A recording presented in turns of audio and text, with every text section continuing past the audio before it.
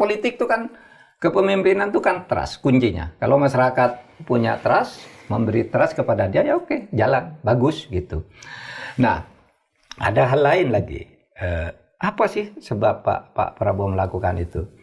Mungkin kita bisa menilai positif negatif dari koalisinya dengan Pak Jokowi ya. Jadi Mahfud juga melihat ada kemungkinan ada peluang dengan hubungan dengan Pak Jokowi. Iya, jadi pendekatan dengan Pak Jokowi itu kemungkinannya sekarang dua. Kenapa Pak Prabowo itu harus melangkah tergopoh-gopoh mendekati Pemret, mendekati Bu Mega, mengakukan kesalahan, mengaku kekeliruan dalam komunikasi publik, karena mungkin dengan Pak Jokowi itu kemungkinannya dua. Selama ini kan andalannya Pak Jokowi. Satu, urusan Pak Jokowi sudah dianggap selesai karena anak buahnya sudah di bawah kendali dia. Atau yang kedua, menganggap Jokowi ini semakin berbahaya secara politik. Oh ya? Ya bisa kemungkinannya itu namanya analisis. Ini analisis terserah mana aja yang benar menurut publik. Tapi saya menganalisnya begini.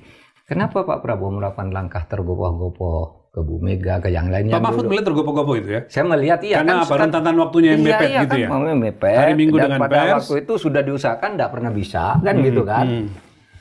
Sehingga oh iya mungkin nih Pak Jokowi nih, mungkin dianggap udah selesai Pak Jokowi, kan orang-orangnya udah diambil semua. Ya, kemudian mungkin juga dianggap semakin berbahaya. Pak Jokowi itu kalau semakin kuat, sementara saya sudah berusaha mengendalikannya dari sini, kok kendali masih tidak sepenuhnya di saya. Dia lari ke Bu Mega, kan real.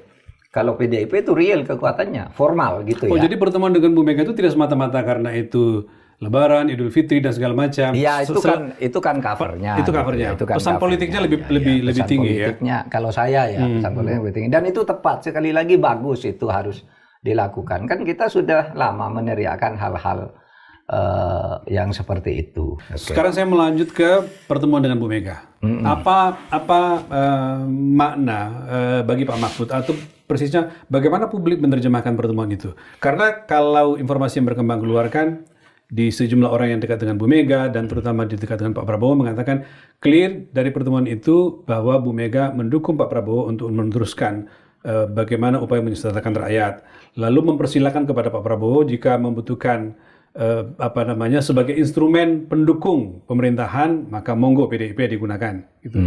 Yang ketiga menegaskan bahwa PDIP tidak masuk dalam koalisi pemerintahan. Nah Pak Mahfud menerjemahkan ini seperti apa? Kalau dari sudut Bu Mega itu kan udah lama dikatakan, saya tidak akan bergabung ke kabinet, saya tidak akan berkoalisi, tapi bisa bekerja sama di parlemen.